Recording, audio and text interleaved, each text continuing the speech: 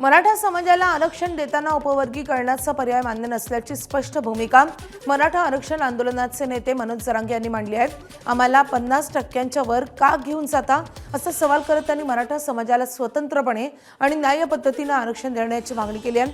मराठा आरक्षणाच्या प्रश्नावर बोलताना जरांगे यांनी उपवर्गीकरणाच्या माध्यमातून आरक्षण देण्यास विरोध दर्शवलाय.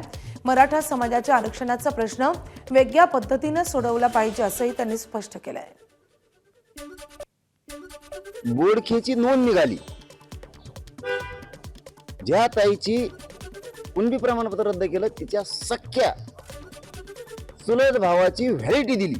कसं काय रद्द होऊ शकतं? तुमच्या चुलत भावाचं प्रमाणपत्र तुम्हाला दिलं आणि ते व्हॅलिड झालं, तुमचं कसं काय रद्द होते?